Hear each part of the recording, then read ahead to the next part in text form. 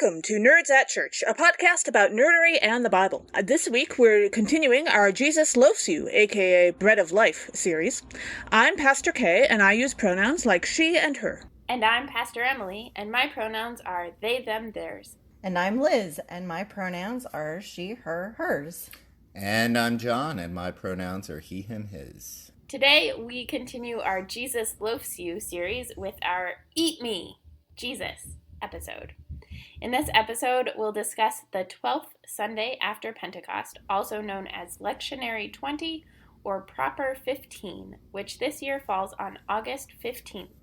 Check out the episode description for links to the Bible passages and other references we make in this episode. Today, for our deep dive, we have special guests, Liz and John. Liz Williams is a body theologian and founder of the Joyful Body Project with a JD, MDiv, and a certificate in sexuality and religion. John Webb is a retired chef and a creative, constantly exploring new projects. They live in Frederick, Maryland with their dog Rudy, who is a very special pit bull. Welcome to you both. Thanks, Emily. It's great to be here. Yes, thank you. So, Liz, you run the Joyful Body Project. Can you tell us some about it? Absolutely. So, the Joyful Body Project is a theological project that I started, and it's become a ministry, and hopefully a growing ministry. So, it's a theological project because the theology of bodies in our modern Christianity and modern society is mostly not positive and not affirming. One main goal of the Joyful Body Project is to break down the negative and harmful theologies related to bodies and to help Christian ministers and other leaders create positive and affirming theologies that still draw on scripture and tradition, but also lift up the diversity that God's created in all of our different bodies. It's important because if we neglect or ignore theologies related to bodies, then theologies that could be explicit or implicit that support white supremacy, patriarchy, ableism, anti-fat bias, homophobia, and transphobia are going to dominate. Mm-hmm. Yeah. It's tricky because we might say that we don't support those theologies or that we don't like the theologies that we see that support that list of injustices and others. But they have so much power in our culture, even among non-Christians, that unless we're actively working against them and offering something different that can be just as powerful, then we are part of the problem too. Mm-hmm. Yeah, I remember when I was getting ready to go to Slovakia for a year, someone told me, we were talking about like me going to a place with more conservative theology than my own. And the general rule that they stated was, don't ever take away somebody's theology unless you have something better to give them. And that has stuck with me. And that feels like that. Yeah, that's really good advice. I heard something similar in seminary. We talked about how I went to seminary in the Midwest and I'm from Iowa. So the example given was, hey, when you have a silo on a farm, you don't tear down the silo or tear down the old barn until you have a new one constructed. Mm-hmm. So that was the imagery that was used for us. Yeah. Nice. Yeah.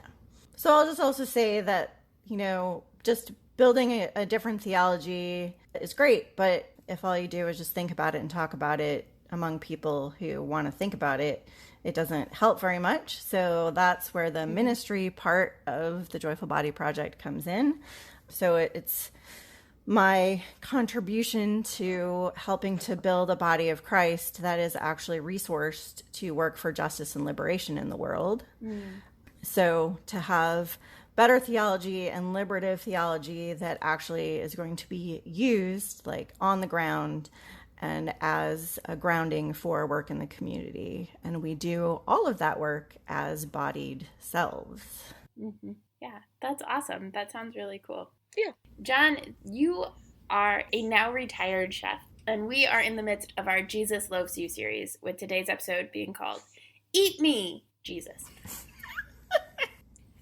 We had a lot of fun coming up with titles for this, and It's had the lots of dash that help. really brings the whole title together, in my opinion. It really does. Yeah. Ties the whole room together. I agree. So I love good food, and this series has been making me very hungry. So what do you like about being a chef and feeding people? That's a great question. It's definitely what brought me into the business and the professional side of the cooking. My love language is acts of service, and I've always been, that's just my go-to, is if there's an issue, feed it, and then you'll figure it out later, because nothing's going to happen on an empty stomach. But it's also sort of a family tradition. Great Italian great-grandmother, French grandmother. It's just kind of how love and care was shown in the home. So I think I picked up on that. It's not your fault, it's just genetic. It kind of is. My mom is convinced that I am the same person as her grandmother. Apparently, Granny Elise, who was a very good Catholic wife, mother, daughter, family member, would get up on Sundays and do the 6 a.m. church so that she could come home and cook while the rest of the family went to the middle mass. This was back in the days when Catholic churches could do 3 shows a Sunday. Yeah. And she would cook, and people would go to the 10 o'clock mass, and they would come back, and they would eat, and Granny Elise would maybe sit down twice.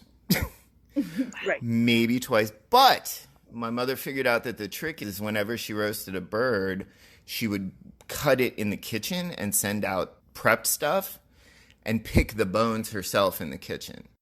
which is a habit my mom picked up and then I picked up. Excellent. Yes, I can confirm that, because even though he's retired as a professional chef, that's actually works to my benefit living with him, because it means he does a lot more cooking at home than he would if he was cooking at a restaurant or catering or whatnot. Sure. So I get served all these really wonderful dishes after he's worked very hard in the kitchen, but then he usually at that point wants nothing to do with the food that he's just cooked, because he's been picking on it all along and is then hot and wants to step tired, away. and grumpy. Yeah. So I sit down to a beautiful meal most of the time, by myself. Well, you get the dog. Rudy will sit with you and stare at you lovingly. Wait for maybe a piece of bread to fall off the plate or something. Yeah. Yeah, in my family, the rule is always that it's the cook's job to eat any of the mistakes, or at least dispose of them. Yes. But also, you do have to keep taste testing while you go, so you're probably not that hungry once the meal actually starts. It's part of it, but honestly, it's I don't know if Liz knows this. The real reason it happens is I pour so much concentration and energy into making it and having it all come out the way I want it to at the same time is so draining that usually at the end of that, I need to go take a nap. And I don't know if pastors understand that. I mean, I've heard stories of Sunday afternoon naps and missed Mondays. Yeah, I was going to say. So I think that's like pastors in worship. Exactly. Yeah. We're compadres in that. There's no doubt. Yeah. That's fantastic. The other day, my husband commented, I don't like it when I'm hungry and Jesus tastes good. Like if I skipped breakfast and the body of Christ given for you, and it's supposed to be a solemn moment, but is my first reaction. And I would love to know how you both respond to that. If it helps at all, he was raised LCMS, so that might explain a few things. I'm going to show my Lutheran Church Missouri Synod. Thank you very much, because I thought it was an offshoot of LDS. Oh, goodness no. Lutheran Church Missouri Synod is a conservative branch of Lutheranism that is very Germanic and stern. And doesn't allow, they don't ordain women and lots of other stuff like that. Sure. I'm tangentially familiar. I audited a lot of seminary classes. I feel like a lot of seminary spouses too. We have our own club, man. Y'all don't even know about it. We have a Facebook group and everything. That's fantastic. Not really. So, no, but I should start one, yeah. Right? Anybody out there who's listening and is a spouse and interested in joining, please reach out to the show and they will get your information to me and we will Facebook group. But anyway, I was wondering, do you guys have a response to the idea of should Jesus taste good? If Jesus doesn't taste good, then the giver of the body is not fully caring for those being fed. That's my opinion. So yes, Jesus should be tasty. I have to agree, although I don't know. I guess the only way I would question that response is if the host being offered is those like Catholic wafers that are all dry and stick to the never top of your yummy. mouth. Because The wafers that it's easier to believe that they're Jesus than that they're bread. Those. So, I mean, if he's saying to that, then I feel like there's something wrong with his taste buds.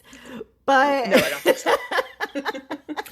Well, but I do kind of understand where he's coming from, because, like, my one rule is that Jesus, whatever Jesus tastes like, shouldn't be distracting. Like, it shouldn't take you out of what's happening, you know? Like, if Jesus, for whatever reason, has a really strong cinnamon flavor that week, that's probably not conducive to you having the full experience of communion. Especially or, like, when Jesus has extra garlic. Well, yes, absolutely. If Jesus has extra garlic and you're wondering whether or not the clergy person is concerned about vampires, that's probably not going to let you focus on or worship. raisins. I mean, anything that has raisins in it is just going to take me right out of the experience because bleh. Okay, true confession. In my first call, we used naan for bread for communion, and someone new started buying it, and they knew to buy plain naan. But there's plain naan, and then there's plain naan that's still made with garlic. But it doesn't say it except in the, like, Tiny ingredients. print. Oh, please So help for those of us who cannot read the small print. Right. For Quick 2 prayer. weeks in a row, we had garlic naan for communion, and I eat garlic enough that I have a high enough tolerance for garlic that, like, didn't even notice the first week. The second week, I, like, maybe was like, huh. And then finally somebody told me, and I was like, and somebody was like, yeah, I noticed it last week, and I just thought that, you know, Jesus isn't always palatable. Because she didn't like garlic. Right. That is a pound of truth you're speaking right there, Emily. But I do think there's, and we've talked about it in different places in our podcast, of what does Jesus taste like, and if there's a seasonal Jesus or those sorts of things, but especially during the pandemic. Right? Yeah. I've had Jesus be carrots. I've had Jesus be my Krispy Kreme free vaccination donut. Right. Liz, you, in fact, brought me Krispy Kreme donuts for Easter. I for did. Easter communion Cute one ones, year. decorated too. Yeah. They were like springtime ones. It was adorable, and it was delightful for our first pandemic Easter. And so those were like, Jesus is tasty. But I've also had like, Jesus' crackers and those sorts of things. And I don't know. I think that there is something beautiful about the variety of ways that we can experience Jesus. But I had never thought about, like, it shouldn't be distracting. Which is interesting. Well, because my congregations are worshiping in person again, and they offer wine and grape juice. And the wine that most churches use for communion tastes a lot like children's Tylenol to me. Yes. And I cannot experience Jesus as children's Tylenol. And so I take the grape juice. Also, the grape juice is less dehydrating when I've been talking for like 45 minutes by then. So I prefer the grape juice. But like also they do use the wafers, some of them. I have 4 congregations and a couple of them use the wafers. And honestly, I can live with that because I once almost fed a congregation moldy bread and the wafers don't mold. Right. I did not feed them moldy bread, but it was a close call. I found out just far enough ahead that I was able to find non-moldy bread to replace it with. But the wafers don't mold, so I know that they taste terrible, but at least you know they're safe. Hey, I do sometimes What is get in the worms. wafers that makes them not mold? Because that makes me think of like a Twinkie that doesn't mold because it has so many chemicals in it. And now I feel like I have think a it's whole more other what reason isn't not in the to want wafers to eat that the makes them not wafers. Like, mold. what are these things made out of that they don't mold? I can weigh in on that if anybody's actually interested in the food science Yes, of please. this. Yes. So it's unleavened bread, correct? That is Yes. the manna. Manna is unleavened bread. So if you don't leaven bread, you get that's how you get that thin, wafery thing. And there's very little water in it. water Right. and steam being what, and combined with the leavening is what gives you a nice pretty loaf of bread. Well, if you don't leaven it, it's thinner, there's less water, and there's less food for the mold. Yeah. And this has been the extent of my scientific knowledge. Cool. That works. Absolutely. Which also makes sense because frequently, right, my grandmother is Catholic, so I grew up with, when I would visit her, the wafers. But there was some conversation about, like, you just have to let it melt onto your tongue. That is the plan. That makes sense that, like, the water would help it kind of disintegrate onto your tongue, which, like, worked for my uncle who had multiple sclerosis and was paralyzed, and that was, like, the only thing he actually ate because he had a feeding tube. But it's kind of not appetizing. Yeah. I don't know. I'm not going to weigh in on the appetizing part. But all this talk of communion wafers is bringing back a lot of pleasant memories. I was raised Catholic. And honestly, that feeling of just letting it melt on your tongue, the opposite of Jesus taking you out of the concept and the emotion of the communion. It was... It stays with you. It does, and I mean, Catholic communion was a big deal. I'd watch my family go up for communion every week and just wait patiently till I got confirmation. Is what Probably is what you need. I can't. I'm fuzzy on the terms. It's been many, many years, but I waited very patiently for my confirmation so that I could join the family and do that. So maybe food really has always been my jam. Yeah. Your jam. So I guess, I never thought about how Jesus, like the concept of Jesus shouldn't be distracting. I don't know that I actually agree with that. Although, Sure. So I guess it depends on how you frame your communion, right? Like some churches, as you framed your question, as a solemn moment, and there are plenty of churches that do specifically frame it as a solemn moment. But I had a professor in seminary who said he was not a fan of doing communion in that way.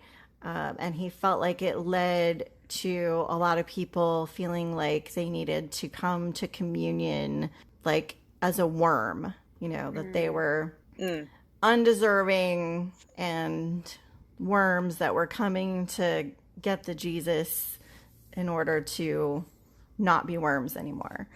And he really disliked that. So he really reinforced the notion of like communion should be a celebration. It should be joyful. And so if you're doing it, if it's not so solemn, if it's not just slow, steady organ music or, but if it's more of a happy, upbeat music and people dancing in the aisle while they're waiting, I mean, that might be a more extreme example, but... Oh, I once attended a church where the organist would play the Calliope circus music if he felt that the congregation was getting too tired, and then they'd break up a little bit. It was great. Well, I've traveled to Ghana. I spent 21 days in Ghana with a group of seminarians where we were doing sort of an immersive cultural understanding experience, and we went to several church services. And in Ghana, they dance anytime they're in the aisles, like whether they're taking their, why can't I think of the word, where you give the money. Oh, the collection. Thank you. Yes, where you're whether they're taking their offering up, they do that in a big, almost like a conga line, and they dance all the way up and dance all the way back around the outsides. And they do the same thing for communion. And it was a really cool thing to experience. I've often tried to incorporate more of dancing in the aisles for people as they come up, because again, it gets you in your body. And I feel like if we don't make communion feel like a bodily experience, then we're missing something. Sure. If it's just like in our heads thinking about what we might want to atone for or ask forgiveness for or whatever, there's lots of different ways, and I'm not trying to say any of them are the wrong way, but just it's helpful to add some element, I think, to get people more in their body. And in that case, I feel like there are a lot of things that you could offer for communion that maybe then wouldn't be distracting, like perhaps raisins wouldn't wouldn't would feel more like, hey, we're celebrating something instead of why is there this raisin in my, although I probably still would be distracted by raisins. Well, you know what I'm saying? Yeah. Cinnamon. Well, I've suggested cinnamon that could be like, possibly yay, pancakes this could be an tastes option. good. Pancakes sound right. Right. Pancakes sound I right. have Like, I but did not blueberry pancakes necessarily. I did banana pancakes. That I'm doing sabbatical coverage for a Presbyterian congregation, so they have communion just the first Sunday of the month, and I did banana pancakes. And you know, like I've done Delightful. And somebody else had pancakes that morning nice. and was really excited about the connection of seeing these. Yeah. And I mean, what makes us more present in the present moment than when you're taking a bite of something that's really delicious to you, right? Like I've done communion with chocolate croissants, which is one of my favorite things, or a cinnamon roll. And if you really just take one bite while you're in the moment and really savor it, then you're in the present moment. And I feel like that is a meditative way to be that honors what communion is about also. Yeah. Absolutely. I've always thought that 90% of worship services should include a moment for anybody's various emotional state. Like some people there are going to be sad, some people are going to be happy, some people are going to be really freaked out by something.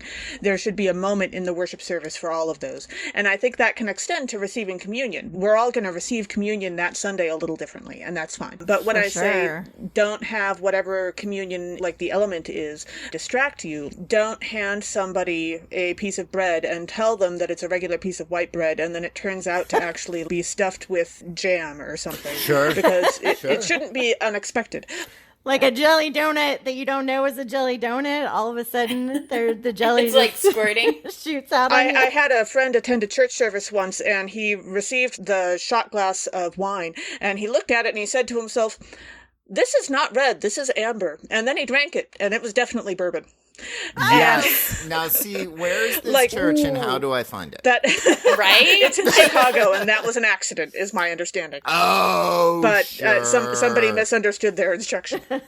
Or possibly it was on that sale. makes sense. I- That'll I'm totally not really sure. take you But out of the moment if you're yeah, exactly. led to believe it's going to be one thing, and then Then you get a whiskey burn in the back of your throat. Yeah. Right. Well, and I think, like what you were saying, Liz, one of my favorite memories of communion is when I was on an internship, we did First Communion on Maundy Thursday, and there was one kid who generally they did First Communion in about kindergarten, first grade. But this kid was like 4 and was so excited about it and really wanted it. Like the kid for Ash Wednesday, they were late getting to the worship service.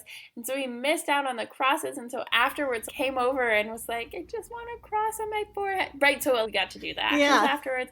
So this is a kid who like loved and like longed for communion. And the pastor had the practice of like when there were families with kids who weren't yet receiving communion, giving like extra big pieces of bread for communion and letting the parents like tear some off for their kids if they want, which has a different theological meaning that I think is beautiful and also problematic. right. But this kid, when he went up for First Communion, danced up the aisle for it. And it's Yes. like Maundy Thursday and everybody's like trying to be all solemn and he's like, I'm so excited. He did not yell, but like Yeah. you could feel the Had a enthusiasm very and different the energy excitement. than everybody else.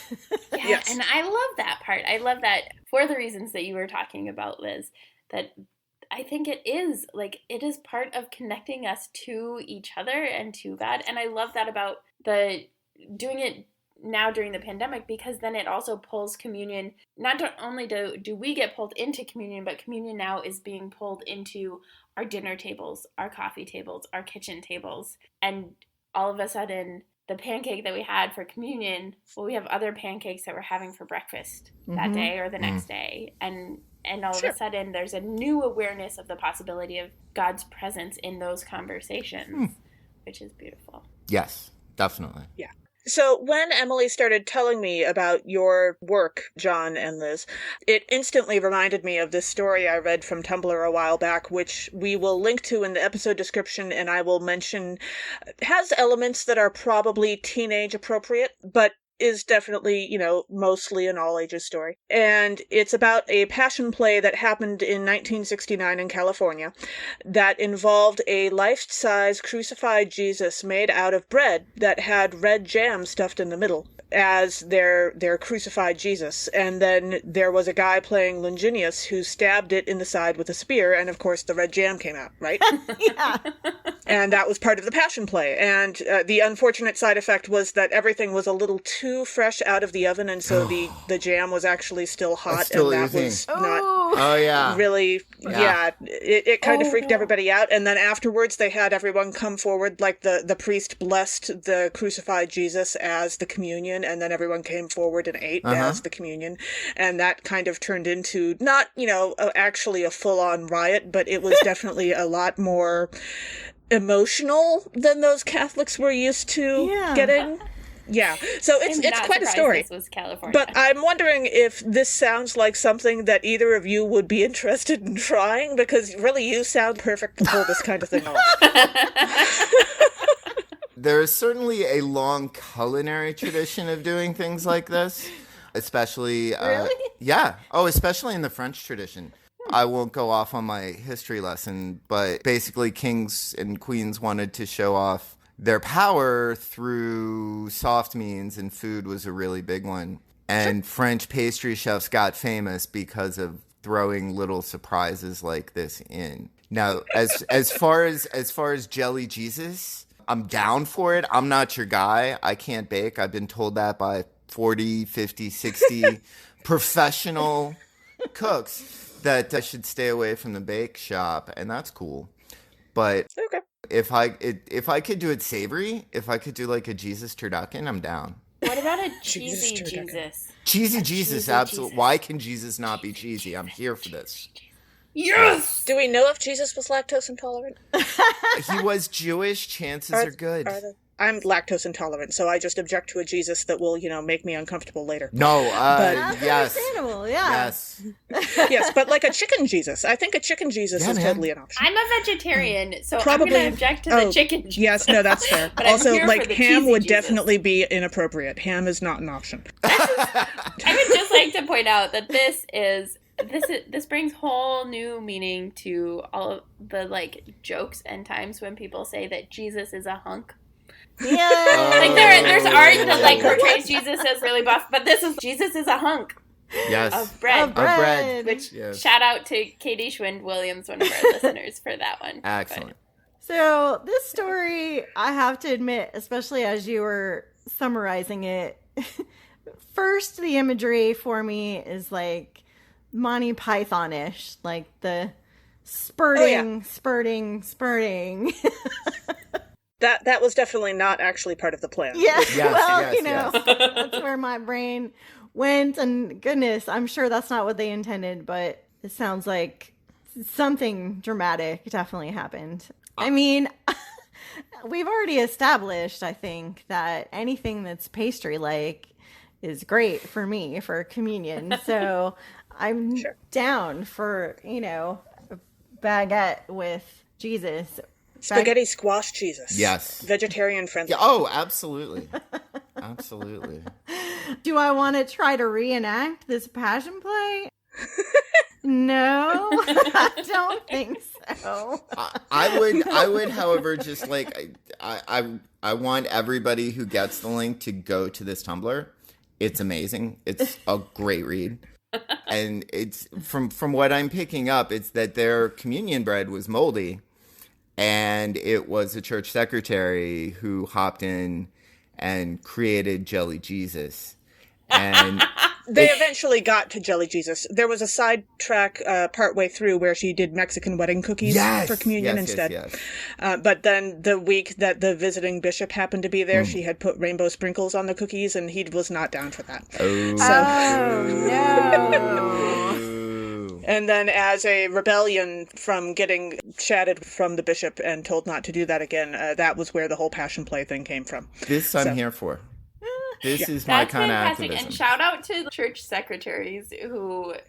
Church secretaries on, everywhere, so. yes. Absolutely. The unsung heroes. Well, and they are not this is not the only time that something fun, creative, or absolutely delicious has happened with Jesus, right? Liz and John, you all used to live here, and you kind of mentioned that, John, that we worshipped in the same congregation, and Downtown Disciples, where we worshipped, has traditionally pre-pandemic had a variety of different loaves of bread, sometimes challah bread, sometimes rye bread, all sorts of different bread. And frequently we would take it home, but a lot of times, Liz, you would take it home and tell us what you would do with it, because I love this.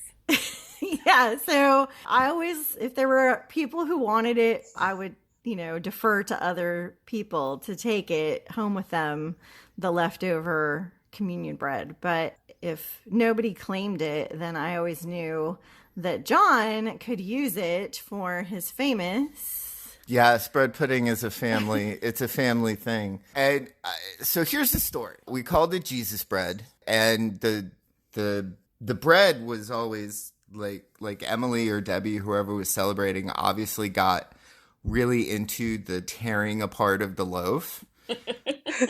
Because I would get these hunks that were just looked weird. Jesus is a hunk. Right? Yes, right? exactly. I would get these hunks. Jesus is actually several hunks, it sounds like. Yes, Jesus was several hunks. And the first time I made it, I'm looking at these hunks of bread thinking, I have two options, breadcrumbs or bread pudding. And it's challah. So how am I not going to make a challah bread pudding? Right. But yeah, that's Jesus bread. That was our shorthand. Liz always came home with Jesus bread. And let me tell you, that Jesus bread pudding does make me shout, hallelujah. There you go. Well, Emily, Yes. all I need is about 3 or 4 hours warning. You're welcome in my house anytime. I know you're a big fan of the bread pudding, and I always like playing to an appreciative audience. So in our gospel reading for today, Jesus basically says to the crowd, eat me. And he's talking about flesh and blood. I'm curious how the Joyful Body Project in particular connects with Jesus' emphasis on the incarnation, or the real human body of God. Yeah, so, first of all, there's sort of an ick factor there, right? Like, I just want to... Cannibalism. I just want to put that out there. Yeah, the cannibalism implication is pretty gross, but the notion of incarnation and how that's connected to eating Jesus and how that's become part of communion.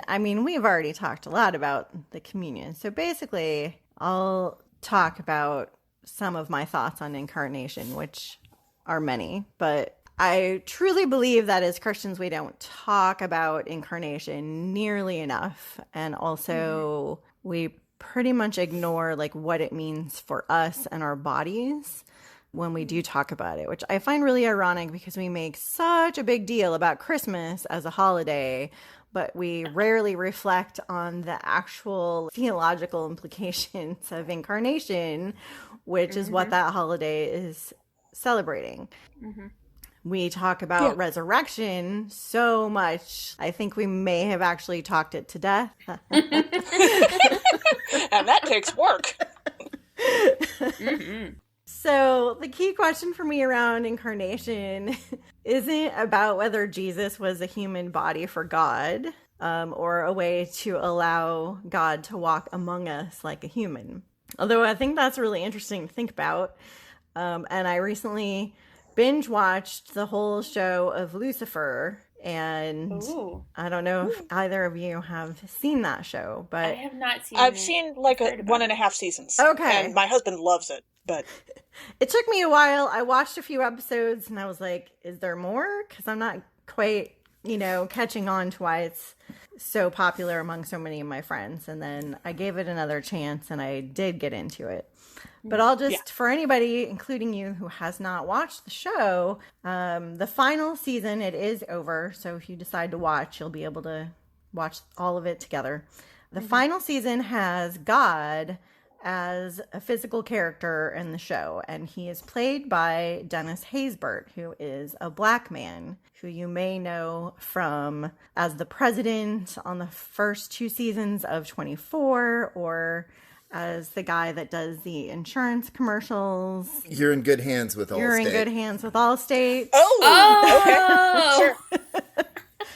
Yeah, I That tend to not voice, watch yeah. like shows about torturing human beings, but right. So I thought that Yeah, having him play God was a really interesting choice. Sure. And, he has a great... If Morgan Freeman can, absolutely. Right. He has a great presence. So, yes, exactly.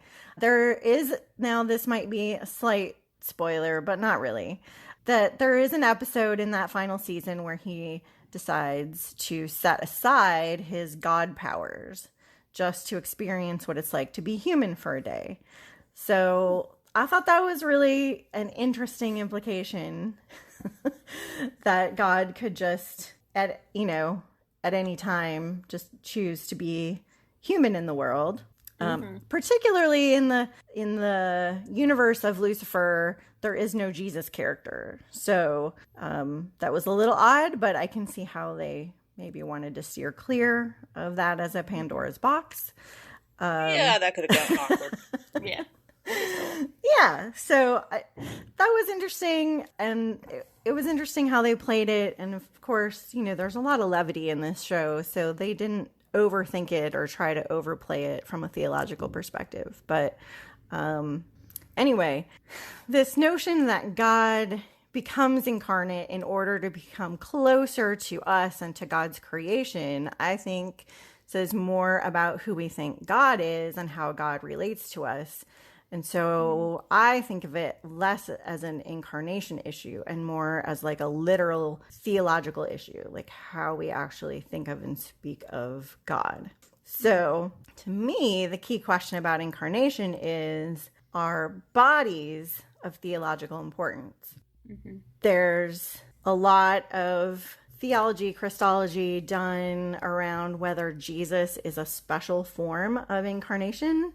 And I think you can make arguments both ways. And so I just say possibly is my... And I think you can have a good liberative theology, making either choice. So, but I think there are also, I'm not going to go into those arguments, but I think the conversation about incarnation also involves, is Jesus the only incarnation? And I think that even if we're just looking at scripture, it seems clear that he was not, based on the creation stories and lots of Christian theology. I think whether we explicitly state it very clearly or not on a regular basis, it seems like we and the rest of creation are also part of an incarnation of God. We are made of star stuff. So I think, we are also made of God stuff. Yeah. And there's I think it's a C.S. Lewis quote that I see a lot these days. And it's often posted even like from progressive Christians, which I guess really proves my point that we need to have more conversations about incarnation and what it means to talk about incarnation in certain ways. So the quote is, "We are not bodies with souls. We are souls with bodies." But I have to disagree. And it's not the only thing I disagree with Lewis on, although I highly respect his work. Welcome to the club. Yep. Yep. But I do really think that we are bodies with a soul or spirit. If you take science seriously and study any of the fields and how they intersect across like paleontology, archaeology, historical anthropology, and evolutionary biology, the science shows that our brains developed over time into what they currently are, that we started off much closer to different kinds of mammals, and our brain developed into something that allowed us to have self-awareness and self-reflection, which are often cited as the qualities that distinguish us from other animals. Although we're still doing a lot of studying on other animals and we're learning a lot more all the time. So Elephants are awesome. That's right. Yeah, there's just so many, a lot more intelligent species out there that we're learning a lot more about, and maybe we aren't as special as we have thought we are. But yeah, so basically, we don't have a solid scientific explanation for what a soul is, but the more that we study humans and brains and other intelligent species, it's like more and more information that we might think of. I do find it really interesting that there are scientists who say, hey, the only way we have right now to explain some of the things is that there is like some sort of outside of us thing that happens to our brains or with our brains or interacting with our brains that we might refer to as spirit or soul, which I think is fascinating because we don't have any way to explain it. But what we do have scientifically, especially from trauma work, like Bessel van der Kolk is the author of The Body Keeps the Score. I've heard good things about that book. Yeah. Me too. It's a great book, and there have been other similar kinds of things out, books to supplement that work. But basically what it shows is that what our bodies experience, we experience, and it shapes who we are and who we become. So there's no way to, if our body is abused, then we are abused. You can't separate what happens to our bodies from what happens to us and who we are. Yeah.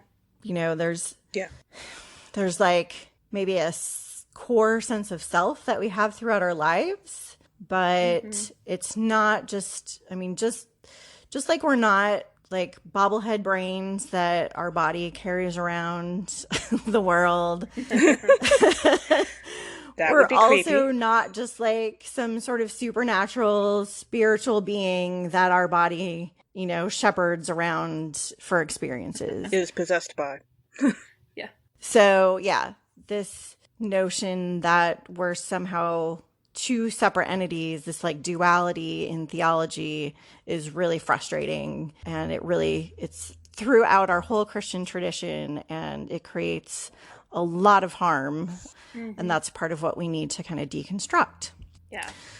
So it also like contributes to us being able to justify or overlook harm that we do to bodies every day, whether it's our own or other people's.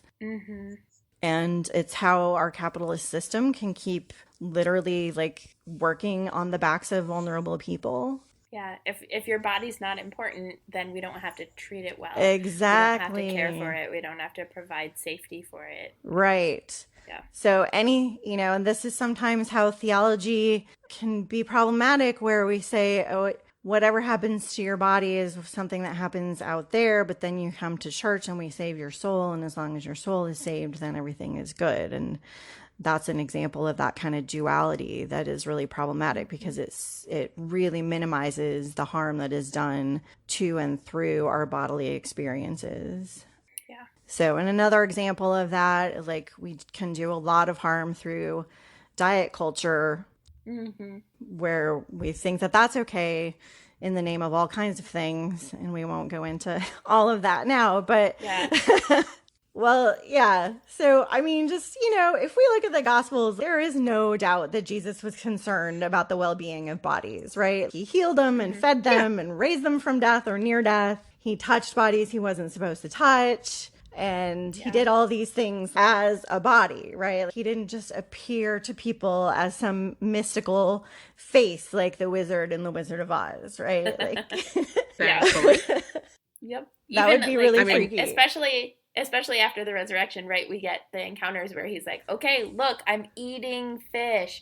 Look, you can touch my hand. Right, yeah. Just to like real clear with people about like human Repeat being. after me. I am not a zombie. Right. Yeah.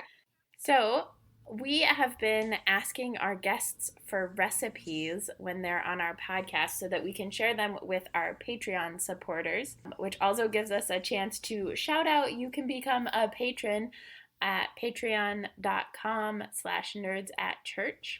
Yes. So feel free to do that, and then you'll have access to all of the awesome recipes that we are collecting from folks, including some special recipes that both Kay and I are contributing. Ooh. But do either of you have recipes to share? I often, if making a bread pudding, will just put the bread and the goodies in a little corning dish and pour the custard over it. It very easily can be a mix and dump type deal. Nice. I had no idea bread pudding was like this. Boom, boom, boom, boom, boom. Yeah. I thought it was like this complicated. We keep it that fancy secret schmancy. for a reason. Well, and speaking of keeping things secret, do you have a typed up official version of this recipe that we can put in the Patreon and not share over the I can make that episode happen. so that I can, the Patreons yeah, get the no, extra I'm information? definitely down Yes. for that for Patreon.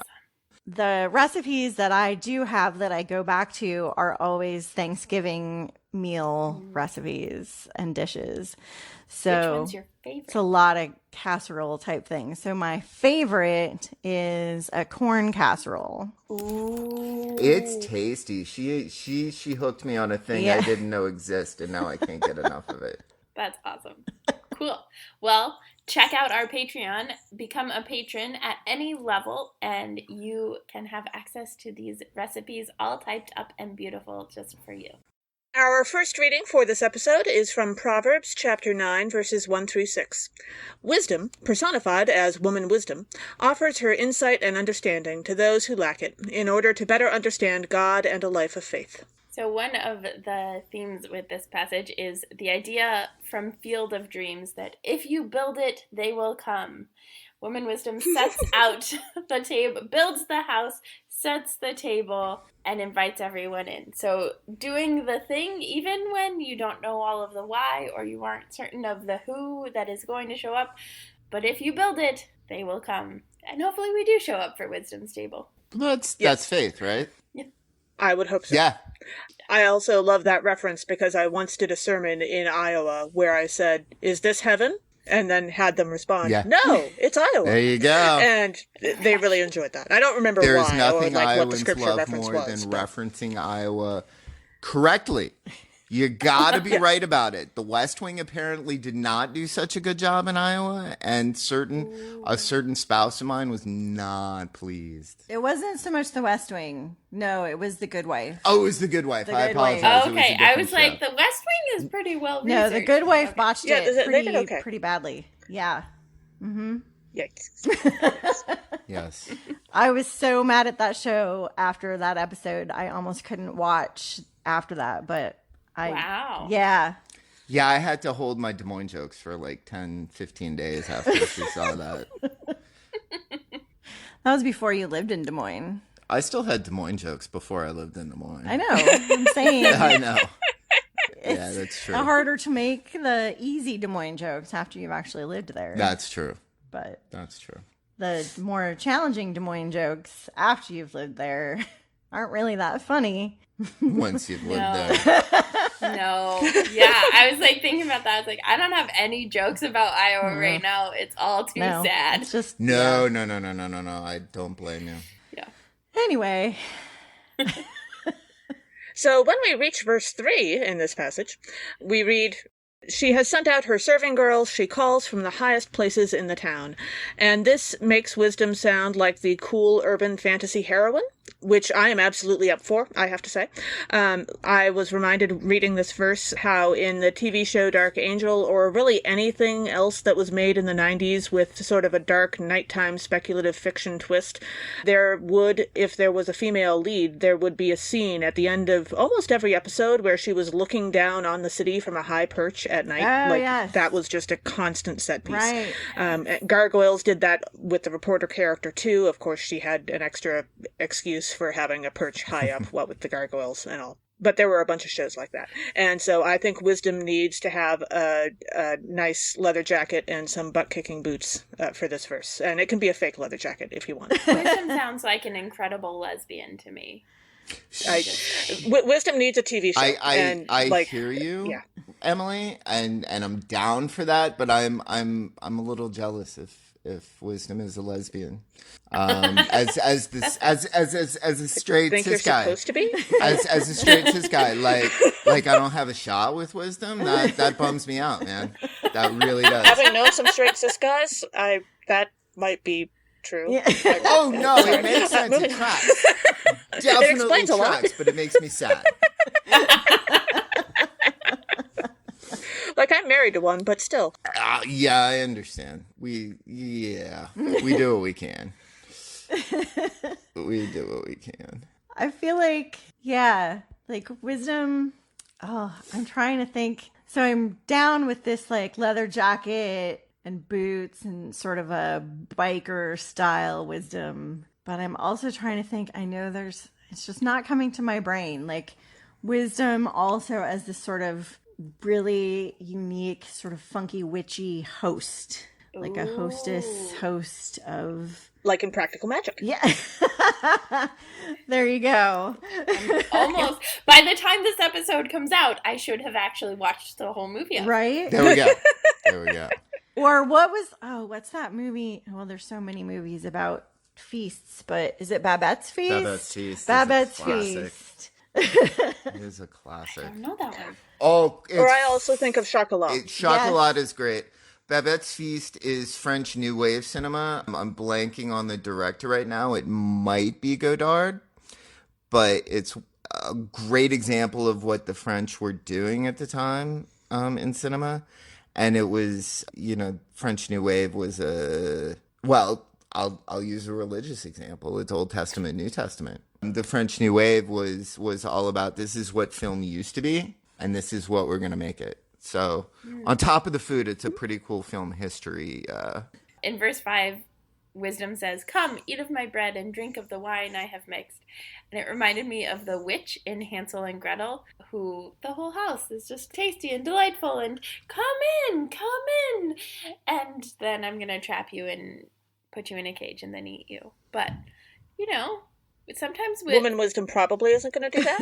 Probably not, but I do think that sometimes woman wisdom tricks us into the wisdom. Like, entices us in and then is like, ooh, wisdom for you. Yes, again. If God has a sense of humor, what is wisdom's sense of humor? Yeah.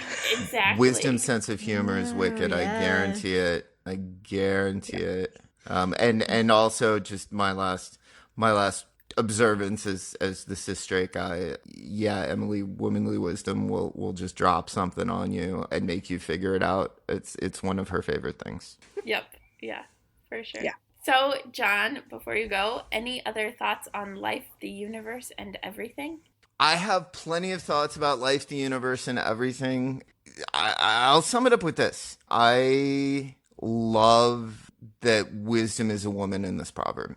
As a man who worked in food from a giving place from the heart, had to do a lot of work on the feminization of food and the concept of the hearth and the home that is Western culture. So I don't know. It resonated with me, this little piece. Of course, wisdom is a woman. Obviously, wisdom is a woman. Why would it not be? And also, why can't I, who identifies male, get down with that? Why can't I not have a little piece of that be part of me? And that's a whole 3-episode arc talking about, masculinity in this culture. But That might be a podcast. that's what I meant. A 3-episode arc for y'all.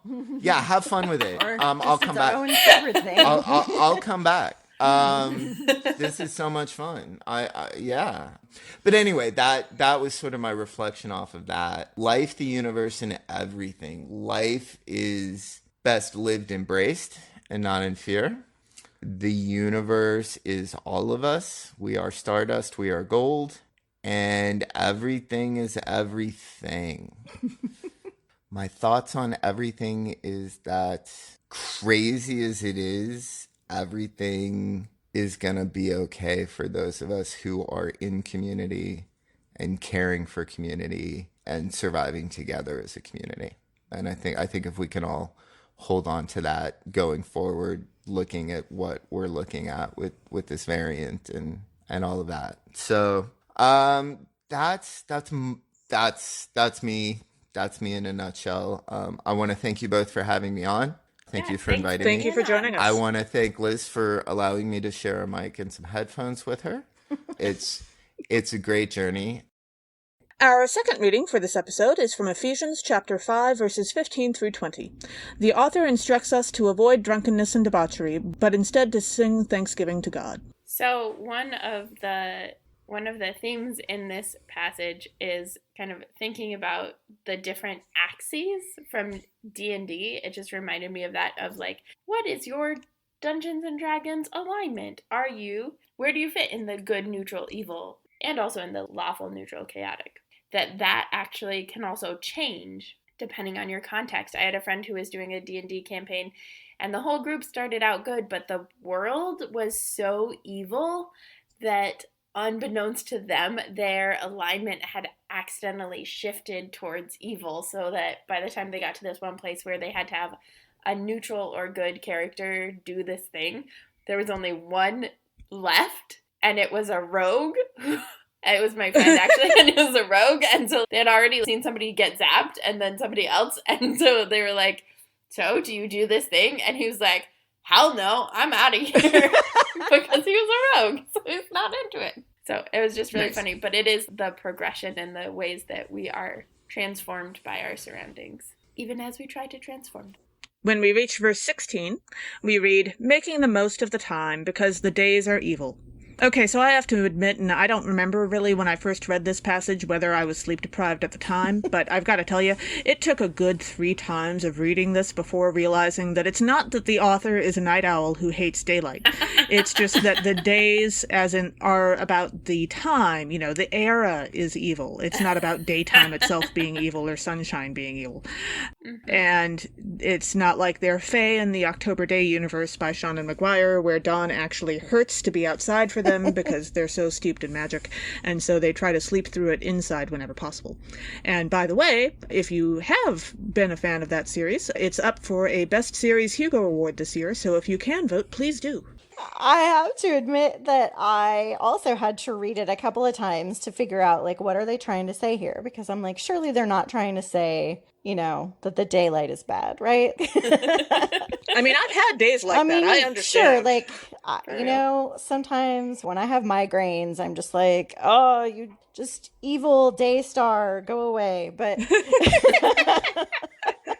speaking of Lucifer. Right. It was interesting to hear what you settled on as an interpretation, because what I settled on as an interpretation was that the days are evil, like, as far as, like, time is moving quickly, and if you sort of lose your day, then it's evil because your days can just sort of fly away from you, if that makes any sense. Sure. I feel like I was more eloquent in my head when I first was... losing time. Yeah. But yes. There is a way that time just slips by. I think especially in the pandemic, that's been the... Right. Where it's like, all of a sudden, we're recording this on a Friday, and like, what happened to the week? What were the days? Yeah, that is real. I was looking at verses 18 and 19 where the author says, do not get drunk with wine, for that is debauchery, but be filled with the Spirit, as you sing psalms and hymns and spiritual songs among yourselves, singing and making melody to God in your hearts. And I would just like to point out that hobbits both drink and sing in the Spirit. So this would be what I like to call a false binary. Yes. Although I will say, it doesn't say not to drink at all. It says don't get drunk. So if we could details. We could parse it a little. Yeah. That is that drinking is fine, but to be drunk could lead to debauchery in its maybe worse sense, although I think there's still some good debauchery to be had. Yeah. Right. I was going to say, it's like Kay says, she only drinks when she's at work. Communion. Reminder. Usually I only get to make that joke when I go see a healthcare specialist, but oh well. That would be fantastic. I've gotten a lot of really great looks for it, yeah. There's also, I must say, plenty of debauchery that one can get into without drinking. So True. I know true. plenty of sober people who still manage to, get into a little fun trouble here and there. Yeah, for sure. For sure. And our gospel reading for this episode is John chapter 6, verses 51 through 58. While the crowd doesn't realize it yet, Jesus speaks to them of Holy Communion and how it will be through eating his flesh in communion that they will all come to God. So one of the themes that comes up with this passage is the idea of uncomfortable theology or tough conversations.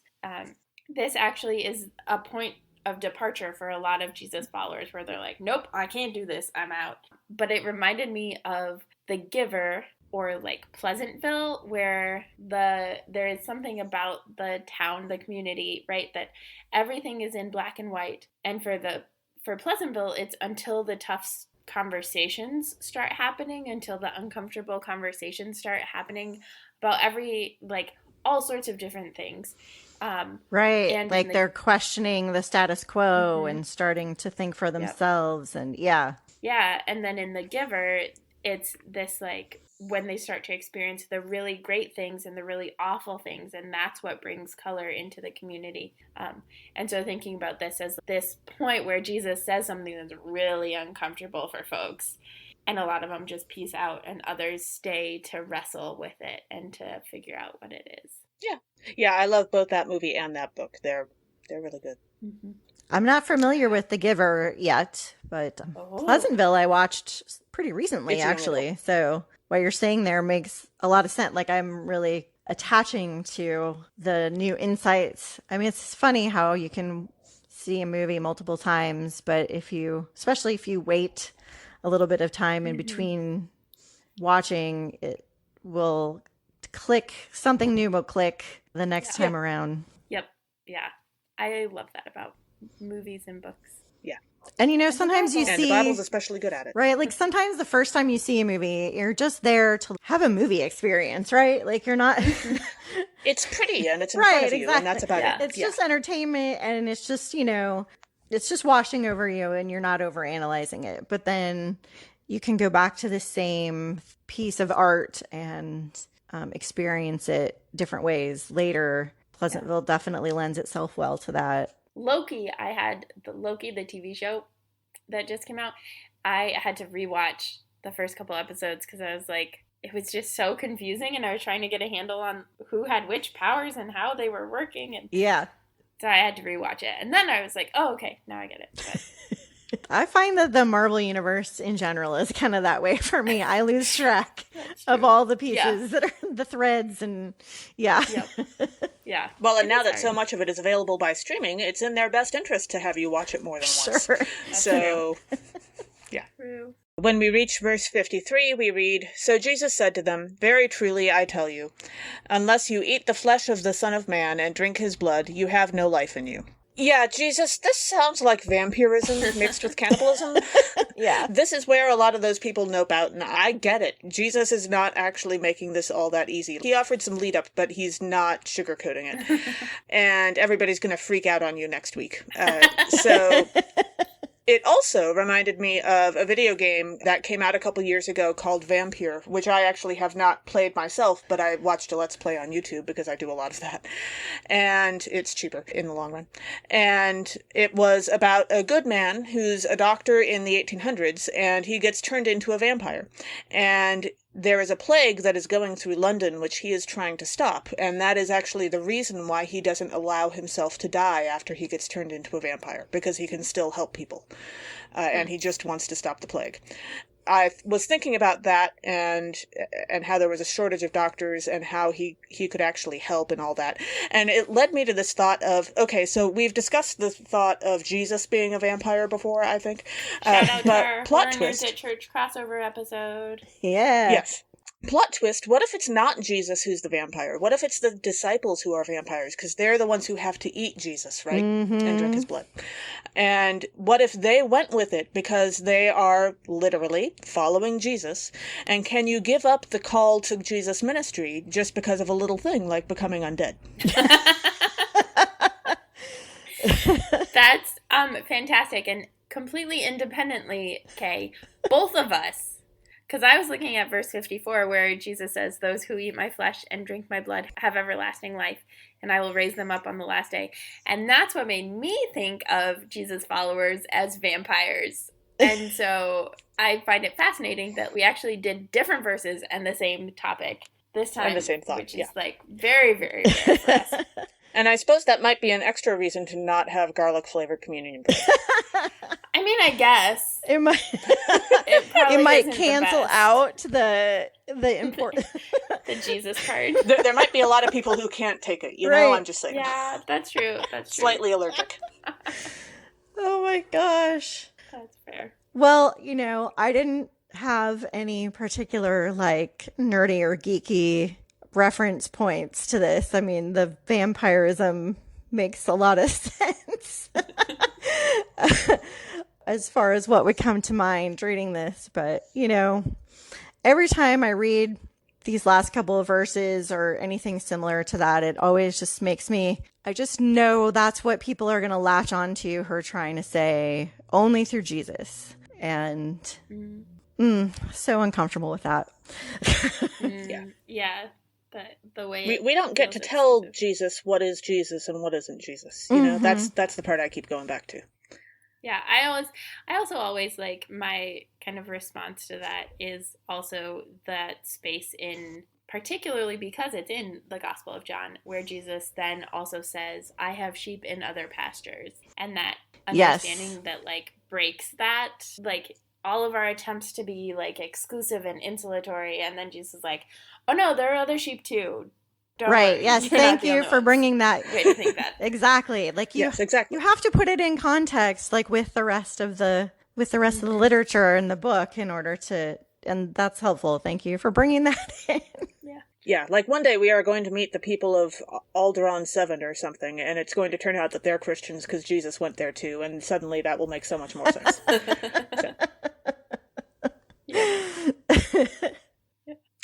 So, Liz, any other thoughts on life, the universe, and everything? Earlier, I was talking about the science things, and I just want to put in a plug for theologians and pastors to read more science things. It will provide so much expansion on the material, but, it doesn't have to be dry science things. I just listened to, I know it was an Audible original, and I know that's part of Amazon, and I'm trying to disengage from Amazon as much as possible, but I still am doing Audible. Sorry. Yeah. It's a process. It's a process. It's a process. Progress, not perfection. Yes. There is no perfect ethical consumption of your late stage. That's right. That's also true. The Good Place is a great example So of that. I will put in a plug at least for it says it's an Audible only situation.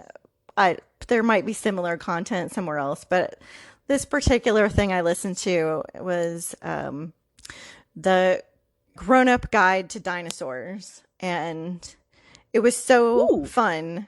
The narrator is so great and fun to listen to, and the idea is that, when we were little, a lot of us really loved dinosaurs and had a favorite dinosaur, and then we kind of lose interest as we grow up. Many of us do. And so he was trying to create something that would help grown-ups reconnect to our love of dinosaurs while also providing a lot of awesome science education. And he does interviews with people all over the world, and they talk about fossils, and they talk about dinosaurs, and they talk about dinosaur like beings that existed at the same time as dinosaurs that weren't dinosaurs, and it really helps lay out. So I'll tell you one fact that I got just from the introduction that blew my mind.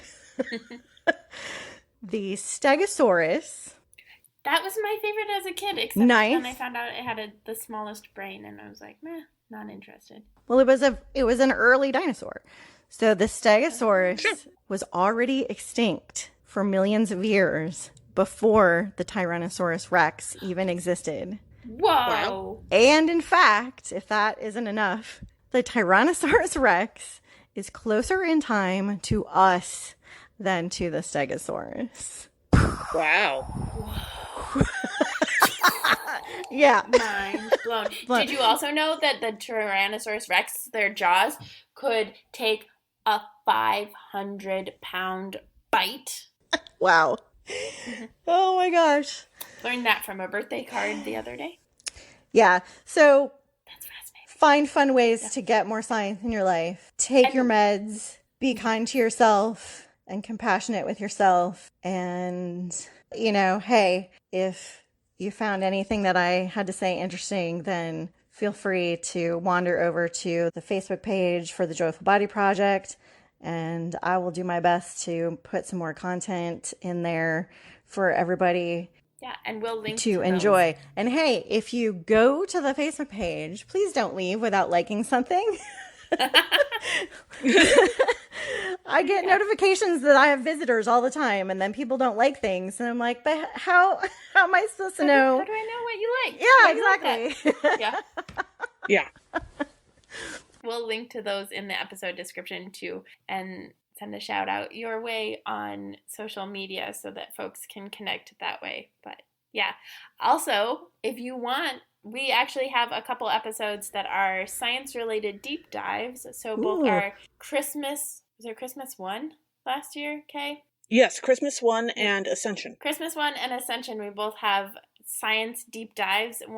Christmas 1 is kind of the history of the Big Bang Theory, and Ascension is what happens to a body as it ascends from sea level into outer space. So it is definitely fun, and it's something that I've enjoyed on our podcast, is having science folks on to teach us sciencey things. Mm-hmm. Yeah. Yay. Yeah. So thanks for joining us. Catch us next time when we'll finish up our Jesus Loafs You series and discuss nerdery connections to the scripture readings for the 13th Sunday after Pentecost with our special guest, Reverend Alex Raby. This podcast has been produced by us, Emily Ewing and Kay Rohloff. For more fun, check us out on Twitter and Facebook at NERDSATCHURCH, Nerds at Church, or contact us at nerdsatchurch@gmail.com. Also, if you like what you've heard, rate us or leave us a review on Apple Podcasts, Facebook, or wherever you catch your podcasts. If you want access to the recipes from this series or our full guest episodes and interviews, support us on Patreon at patreon.com/nerdsatchurch. We hope Patreon can help us get our episodes transcribed for those who need or prefer that, though if you want to help us with transcripts, let us know via email or social media. As the ancient Christians said, Pax vobiscum.